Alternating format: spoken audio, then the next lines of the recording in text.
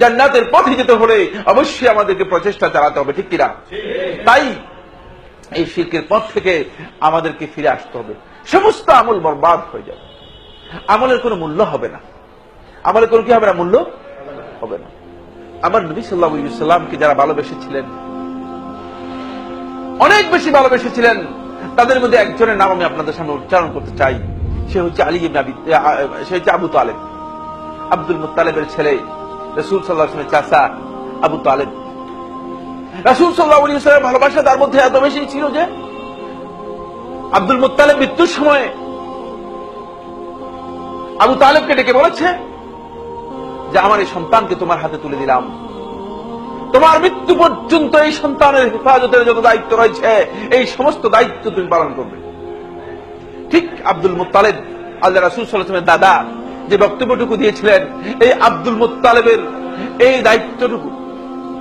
দায়িত্বটুকু পালন করতে গিয়ে দেখা গিয়েছে যে আবু তালেব আল্লাহ রাসূল সাল্লাল্লাহু আলাইহি ওয়াসাল্লামকে এমন ভাবে রক্ষণাবেক্ষণ করেছেন যাতে করে জীবনের কোন মুহূর্তে তার জীবদ্দশায় এই বাপের পক্ষ থেকে এই প্রদত্ত আমানতের খেয়ানত না হয়। এজন্য আল্লাহ রাসূল সাল্লাল্লাহু আলাইহি ওয়াসাল্লামের প্রত্যেকটি কাজে ছায়ার মতো লেগে থাকতেন। শাবে আবি তালেবের মধ্যে ইসলাম গ্রহণ করে নাই, শাবে আবি তালেবের মধ্যে যখন আবু তালেবকে যখন রাসূল সাল্লাল্লাহু আলাইহি ওয়াসাল্লাম এবং তার সাহাবীদেরকে সেখানে বয়কট করা হলো, তখন আবু তালেবও সেখানে গিয়ে রাত্রে অন্ধকারের মধ্যে দুশমনরা, মুশরিকরা আল্লাহ রাসূল সাল্লাল্লাহু আলাইহি ওয়াসাল্লামকে যেন গোপনে এসে হত্যা করতে না পারে, এই জন্য রাত্রে নিজের বিছানায় রাসূল সাল্লাল্লাহু আলাইহি ওয়াসাল্লামকে শুইয়ে তারপরে আল্লাহ রাসূলের বিছানায় এসে শুয়ে থাকতো। বুঝতে পেরেছেন কিনা? কিন্তু আদৌ কি তার এই ভালোবাসা কোনো কাজে লেগেছে? কোনো কাজে লেগেছে? আপনারা কি মনে করেন লেগেছে? সর্বশেষ প্রচেষ্টা, জীবনের শেষ মুহূর্তে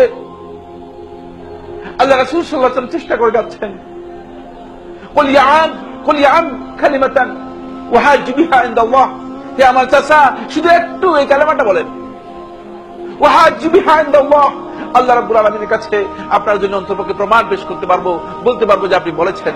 কিন্তু বলতে পেরেছি কিনা? আপনার সবচেয়ে বড় সৌভাগ্যবান, সবচেয়ে বড় সৌভাগ্যবান। 250 বছর পর্যন্ত সালমান ফারসি রাদিয়াল্লাহু তাআলা আনহু এই হেদায়েতের আলো লাভ করার জন্য সেই ফারস্যের বিজা নামক স্থান থেকে বেরিয়ে প্রথমে একবার দুইবার নয়, নিজেকে বিক্রি করে সর্বশেষ মুহাম্মদ রাসূলুল্লাহ সাল্লাল্লাহু আলাইহি ওয়াসাল্লামের হাতে হাত রেখে ইসলাম গ্রহণ করতে পেরেছেন। এই মর্যাদার ঘোষণা পেয়েছেন, সালমান মিন্নি, সালমান আমার অন্তর্ভুক্ত, আমার দলের অন্তর্ভুক্ত, এই মর্যাদা পেয়েছেন।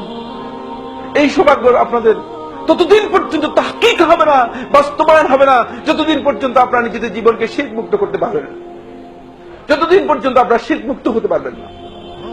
বন্ধুগণ, এই জন্য ইসলাম ঘোষণা করলাম, মুসলিম হয়ে গেলাম, এটি যথেষ্ট নয়, বরং ইসলামের পরে নিজের জীবনকে সত্যিকার মুসলিম হিসেবে জীবনযাপন করার জন্য একটি শর্ত, সেটি হচ্ছে আপনাকে শিরক মুক্ত জীবনযাপন করতে হবে। অন্যথায় এর আমল কোনো লাভ নেই।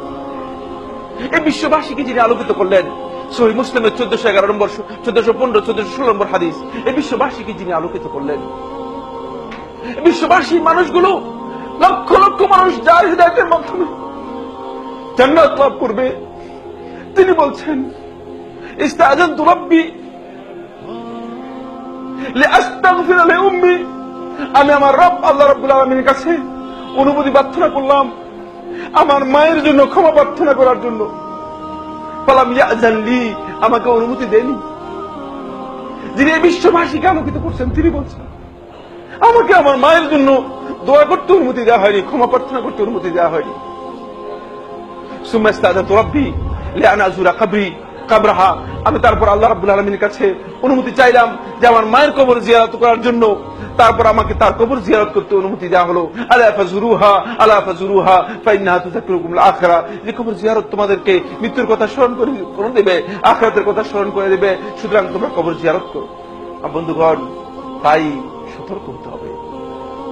এই শিরকের মার পেছনে পড়ে গিয়ে যদি আমরা শিরক থেকে নিজের জীবনকে মুক্ত করতে না পারি, আল্লাহ রাব্বুল আলামিনের ইবাদত গ্রহণযোগ্য হবে না, এই ইবাদত গ্রহণযোগ্য হবে না। ফলে কোরআনে কারীমের মধ্যে আল্লাহ সুবহানাহু ওয়া তাআলা যখন ইবাদতের নির্দেশ দিয়েছেন, সর্বপ্রথম নির্দেশ যেটি কোরআনে কারীমের, ওয়া'বুদুল্লাহ ওয়ালা তুশরিকু বিহি শাইআ, তোমরা আল্লাহর ইবাদত করো, আল্লাহ রাব্বুল আলামিনের সাথে কোনো কিছুকে শরীক করো না। আসুন আমরা আল্লাহ রাব্বুল আলামিনের ইবাদত করার জন্য চেষ্টা করি এবং শিরক মুক্ত জীবন যাপন করার জন্য চেষ্টা করি। আসলেই আল্লাহ সুবহানাহু ওয়া তাআলা যারা চেষ্টা করবেন, আল্লাহ রাব্বুল আলামিন তাদেরকে সাহায্য করবেন। কিন্তু চেষ্টাই করলাম না, শিরক থেকে নিজের জীবনকে মুক্ত করতে পারলাম না, তাহলে আমাদের আমল আল্লাহ তাআলার কাছে গ্রহণযোগ্য হবে না। আল্লাহ সুবহানাহু ওয়া তাআলা আমাদের সবাইকে এই কথাগুলো বোঝার তৌফিক দান করুন। ওয়া আখিরু দাওয়ানা আলহামদুলিল্লাহি রাব্বিল আলামিন।